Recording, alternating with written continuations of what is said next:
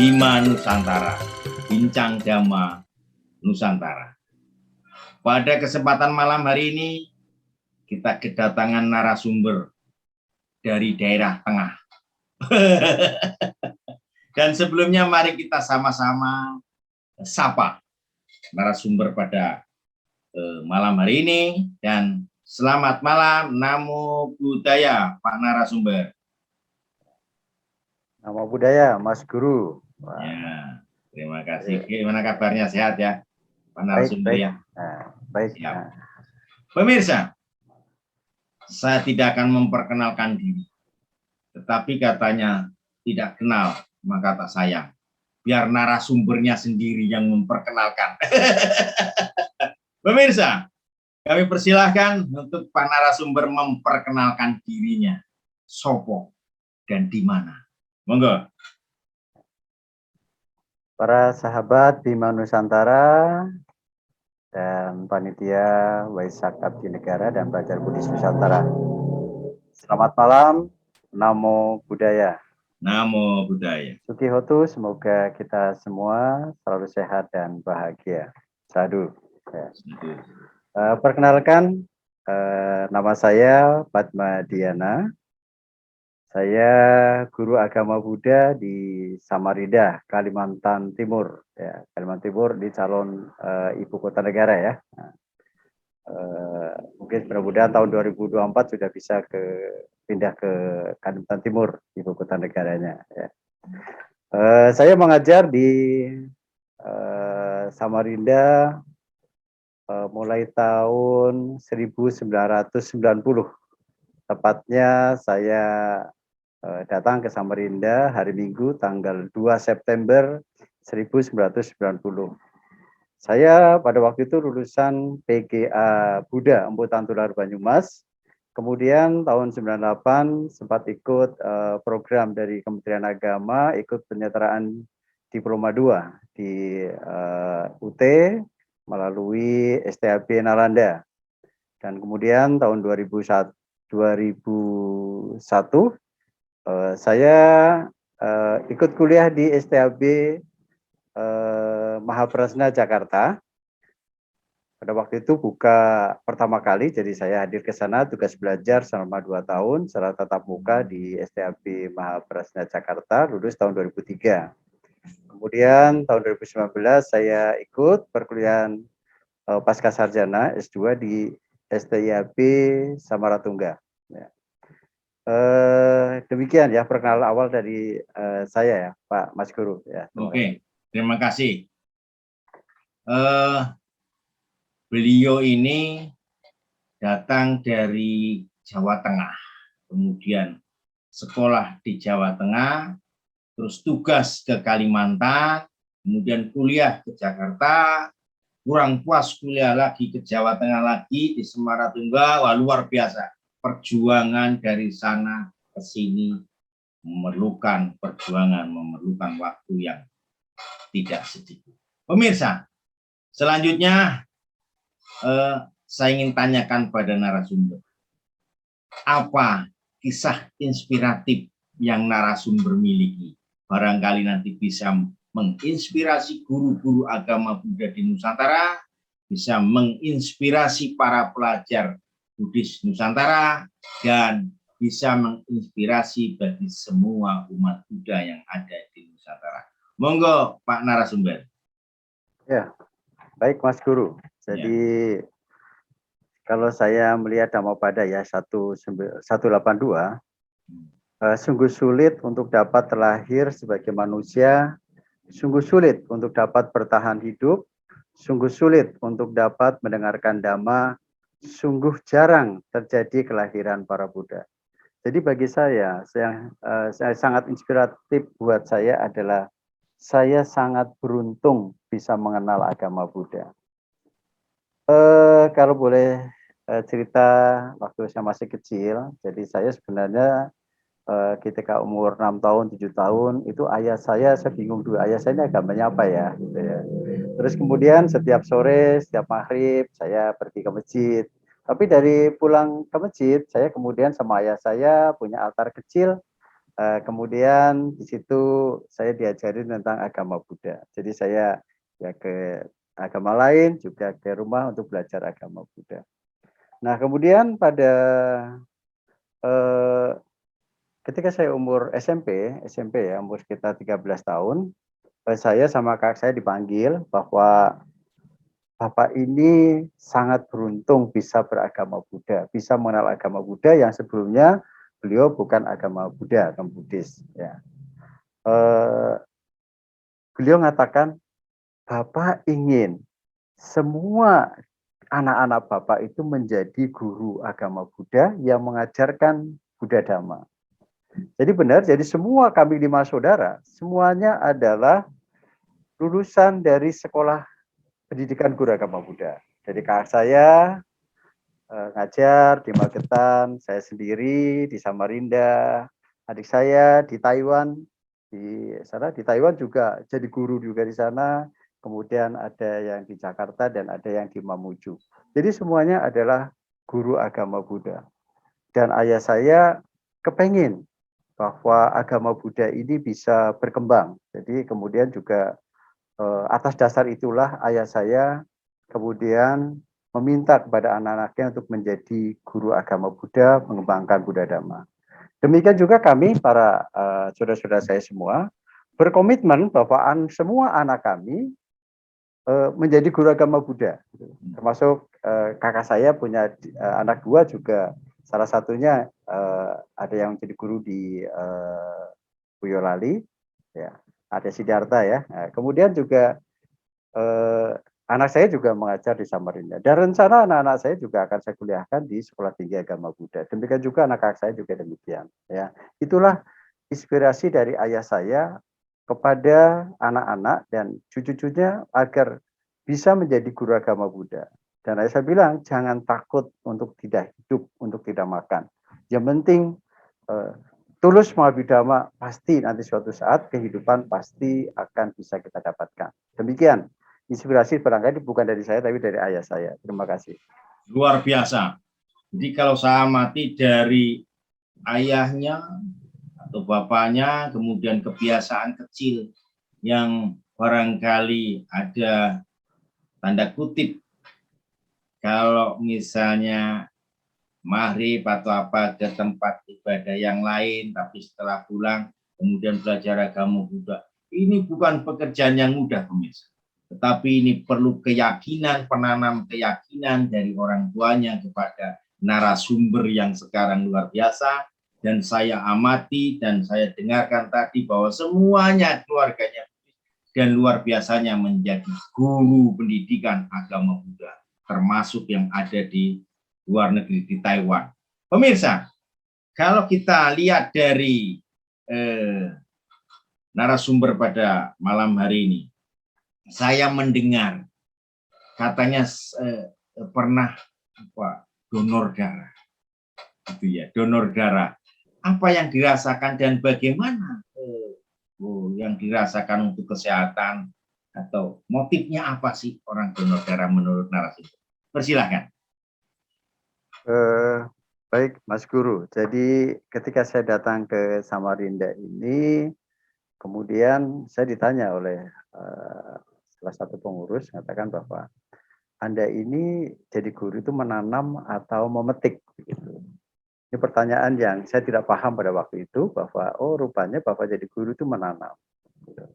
Ya termasuk donor darah adalah menanam kebajikan, keikhlasan, kerelaan untuk membantu orang lain, siapapun mereka yang membutuhkan darah kita. Ya, motivasi kami sih hanya bisa untuk menolong orang lain saja. Ya. Jadi tidak, itu bukan prestasi kalau saya kemudian sampai 100 kali pada tahun 2017 dipanggil ke Istana Negara untuk menerima Satya Lancana Kebaktian Sosial dari Presiden Joko Widodo. Itu bukan prestasi, tapi itu adalah kebetulan saja memotivasi buat diri saya sendiri untuk bagaimana lebih giat lagi dalam menanam keikhlasan ini, gitu ya. Ya sekarang sudah 130 kali. Dan kalau bilang rasanya seperti apa, ya memang sakit ya, kan ditusuk jarum itu sakit gitu ya.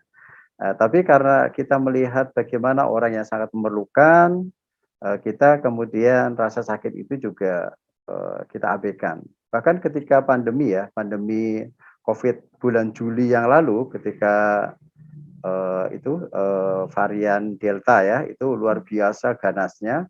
Kebetulan saya penyintas COVID yang stadium agak parah, sehingga setelah sembuh bisa berdonor plasma. Nah itu benar-benar hampir setiap hari orang memerlukan plasma konvalesen, donor darah plasma ini. Dan saya sempat 4 kali, dan yang terakhir kali itu ada orang yang sudah tidak sadar, dan begitu plasma dari saya ini kemudian ditransfusikan, jam 8 pagi, jam 5 dimasukkan, jam 8 sadar dan kemudian sembuh. Mereka betul-betul menyembah saya. Aduh, orang berterima kasih ke saya luar biasa. Jadi saya juga ikut terenyuh. Waduh, ternyata darah saya ini bisa menyelamatkan buat orang lain gitu, menyelamatkan jiwa orang lain. Nah, dari motivasi-motivasi inilah yang kemudian saya semakin giat ya. Giat untuk terus mewartakan pada orang, mengajak teman-teman. Jadi pertama kali Mas Guru pada tahun 90, saya dari Cilacap, saya datang ke Samarinda. Kemudian pertama kali di program Waisak di Samarinda tahun 90 itu ada tahun 91 itu adalah adanya donor darah. Nah, gitu. Karena saya merasakan saya donor darah pertama kali di Cilacap pas hari Waisak juga tahun 87 ketika usia saya 17 tahun. Dan saya melihat manfaat buat orang lain darah kita, itulah yang saya memotivasi teman-teman di Samarinda untuk donor darah ini, dan sekarang sudah setiap tahun diajarkan secara rutin, bukan hanya di wihara kami, tapi wihara-wihara yang lain juga. Mungkin begitu, Pak. Oke, terima kasih, luar biasa. Jadi bukan berarti untuk apa-apa, tetapi motivasinya ingin menolong orang lain. Dan hal ini sudah dibuktikan oleh narasumber pada beberapa bulan atau beberapa tahun yang lalu. Pemirsa, selanjutnya kita ingin mengetahui materi apa yang ingin disampaikan narasumber, sehingga berani-beraninya narasumber untuk bincang Dhamma Nusantara pada malam hari ini. Kami persilakan untuk memberikan materi apa yang ingin disampaikan. Monggo. Ya. Terima kasih, Mas Guru. Jadi tema sore hari ini, malam hari ini maksud saya adalah pandai-pandailah membawa diri.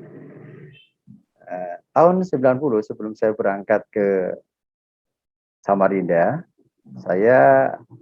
guru saya yang saya sebagai guru adalah Bante Joti Dhammo pada waktu itu. Beliau yang meminta saya untuk mengajar di Samarinda, untuk menjadi guru pertama kali di sini, guru agama Buddha. Sebelum saya berangkat, saya diminta pamit kepada Bante Panyawaro Mahatera. Kemudian Bante Panyawaro menyampaikan satu pesan satu kalimat, yaitu pandai-pandailah membawa diri. Itu saja pesannya. Jadi pesan yang kelihatannya singkat seperti itu, ternyata itu sangat bermanfaat buat kami, para guru dalam mengembangkan Dhamma, mengajar Dhamma dimanapun kita berada. Kita harus mampu membawa diri. Itu biasa Bante Panyawaro, itu pesan saya. Dan Bante Panyawaro pada itu. Ya itulah kemudian dipraktekkan dalam kehidupan sehari-hari sebagai seorang guru, bagaimana kita bisa menempatkan diri sebagai seorang guru agama Buddha, sebagai pengembang yang mengemban misi mengembangkan Buddha Dhamma gitu. Kemudian namanya membawa diri itu ya mesti dari diri kita sendiri. Di dalam diri kita harus mengerti, memahami Buddha Dhamma, tentunya sedikit untuk bisa melaksanakan. Barangkali itu Mas Guru, mungkin ada barangkali untuk indikatornya. Maksudnya indikator tuh jika saya ingin selamat saya harus ngapain? Istilahnya kan bagaimana saya membawa diri menurut agama Buddha dalam pengertian saya bisa dalam pergaulan, bisa dalam kehidupan ini supaya saya selamat. Bagaimana sih indikator supaya kita selamat di kehidupan ini menurut narasumber? Kami persilakan. Ya, baik Mas Guru. Di dalam Teragatha 303 Buddha menyampaikan bahwa Dhammo hawe rakati dhammacari. Dhamma akan melindungi mereka yang mempraktekkan Dhamma. Jadi sepanjang kita bisa mempraktekkan dhamma dalam kehidupan kita, maka hidup kita dimanapun berada akan selalu terlindungi, selalu aman, dan selalu bahagia. Dan praktek dhamma ini kan begitu luas ya, praktek luas. Kemudian ya tadi ada konsep di awal adalah kita menanam kebaikan, ya. Kemudian juga kita mesti mengembangkan sila kita, dan juga bagaimana kita dalam pergaulan dimanapun harus rendah hati, ya tidak boleh sombong.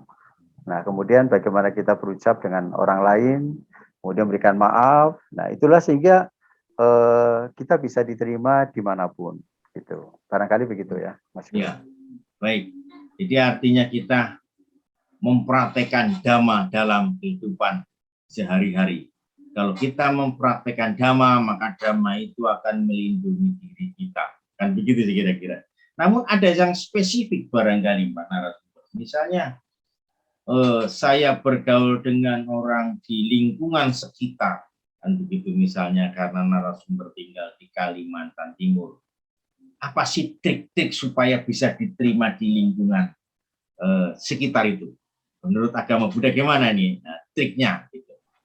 Ya, kami tinggal di lingkungan di perumahan yang di Kalimantan Timur ini kan tidak ada yang dominan ya, semuanya itu multikultural. Keliling kami ada orang Kutai, ada orang Banjar, ada orang Dayak, ada orang Jawa, orang Madura dan sebagainya. Nah, prinsipnya orang Jawa adalah kita selalu rendah hati.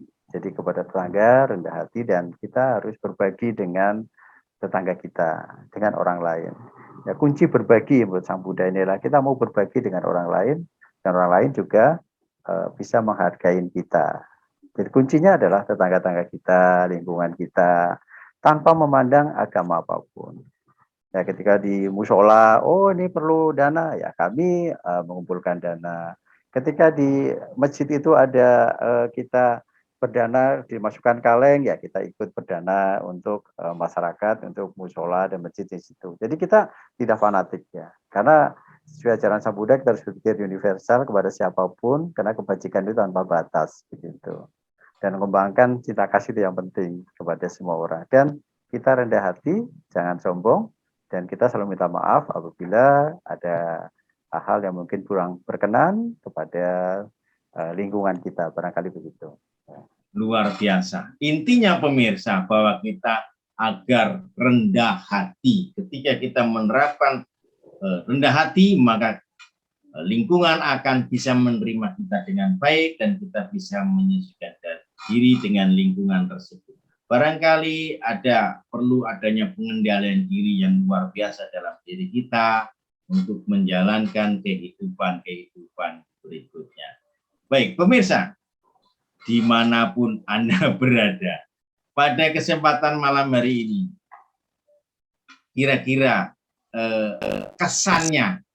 kesan Waisak menurut narasumber bagaimana nih kesannya? Terima kasih Mas Guru, bahwa bagi saya mengenal agama Buddha adalah luar biasa. Kalau agama Buddha tidak terlepas dengan kehadiran sosok Buddha, Pangeran Siddhartha, yang lahir di bulan Waisak ya tentunya, kemudian mencapai peran sempurna dan wafatnya beliau. Ada hal yang menurut saya itu luar biasa dari ajaran Sang Buddha ini. Ya, bagaimana ajaran Sang Buddha ini bisa membawa kita, menuntun kita agar kita hidup bahagia, agar kita bisa hidup bahagia. Kemudian ketika saya tertarik sebenarnya dengan ajaran Buddha begini. Ketika Buddha menyampaikan khotbah pertama itu, Dhammacakkappavattana Sutta itu, tentang bagaimana hidup adalah duka, tidak memuaskan. Duka itu ada sebabnya, ada jalan keluar, ada cara untuk melenyapkan duka, gitu ya. Dapat jalan utama adalah jalan duka, ada jalan itu. Itu luar biasa menurut saya. Ya, itu yang perlu kita pahami bahwa hidup adalah duka. Tapi hanya kondanya yang bisa memahami pada waktu itu di antara Pancawagya. Tapi khotbah yang kedua, yaitu tentang Anatta Lakkhana Sutta, yaitu tentang bukan diri. Yaitu bahwa diri kita adalah bukan aku. Anata. Tubuh ini bukan aku. Wedana, pikiran, sanya, ya, sankara. Itu bukan aku. Setelah memahami ajaran Buddha tentang anatta itu, semua biku Pancawagya mencapai arahat. Dan itulah kita hendaknya, menurut saya sendiri, saya harus paham tentang anatta itu.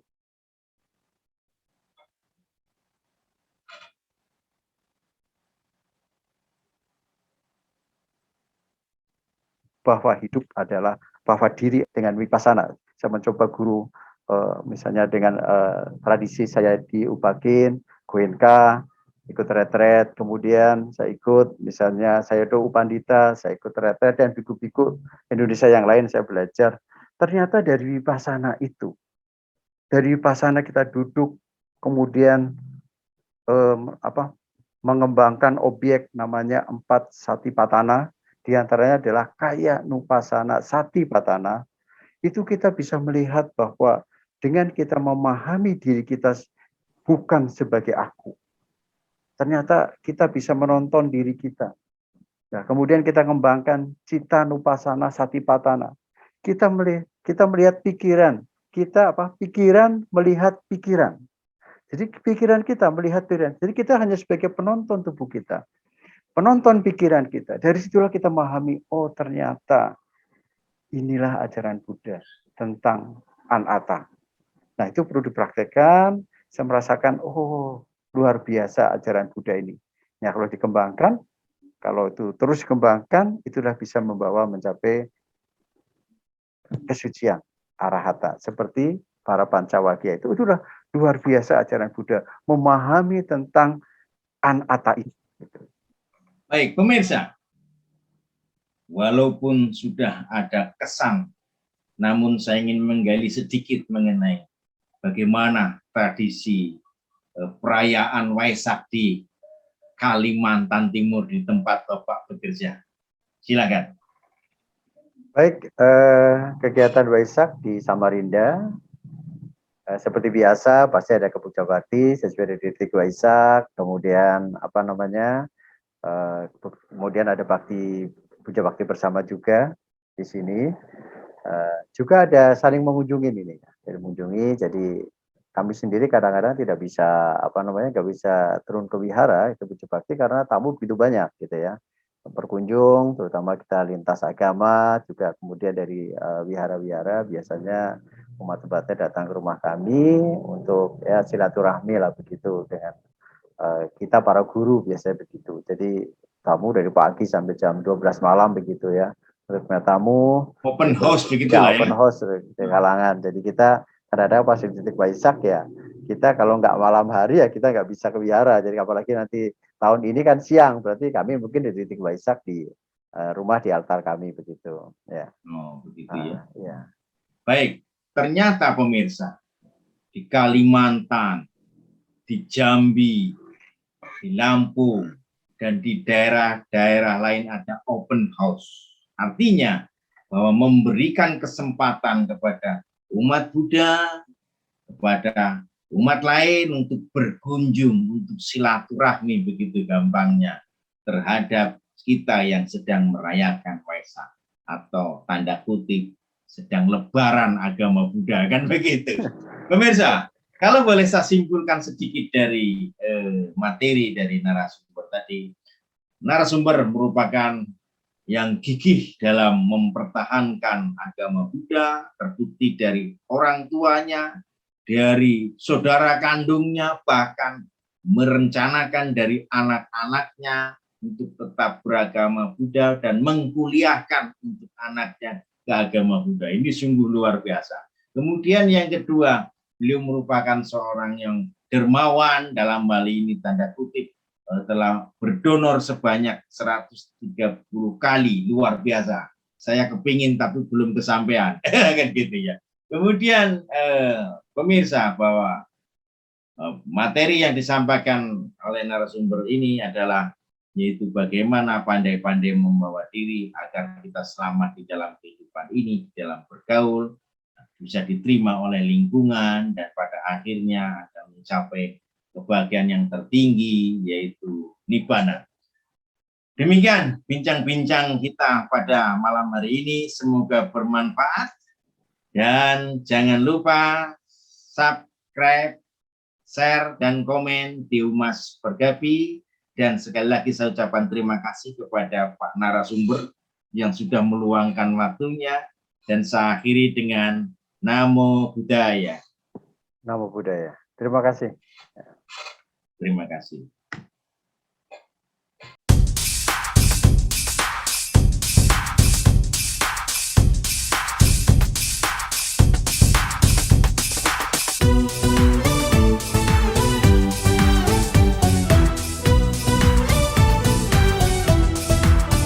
Selamat Hari Waisak, selamat Hari Waisak, selamat Hari Suci Waisak semua.